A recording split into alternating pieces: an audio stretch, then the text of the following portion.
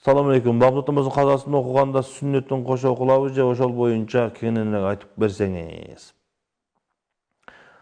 Өз негизи биз ушул каза намаздарды окуганыбызда сүннеттердин дагы окуп, жада калса башка ошо менен бирге сүннеттерди дагы окуп койгондугубуз бул жакшы болот. Эмнеге дегенде шайтандын ошол нерсеге алып барбаганына чоң себеп болот. Мисалы үчүн багымдатты окубай калган болсок, күн чыккандан кийин чачкана убакыты болгондо багымдатты дагы окуп, парызын дагы, сүннетин дагы ага кошуп, чачке намазын дагы окуп коюшубуз керек.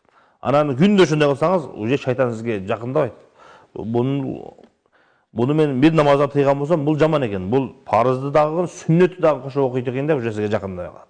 Ошондуктан эгерде бир кайсы бир убакта кемчилик болгон болсо, биз ошол кемчиликтерди оңдоп, андан да көбүрөөк окуп койгондугубуз ушул шайтандын дагы, нафсибиздин дагы оңдоп кеткенге бир чоң себеп болот.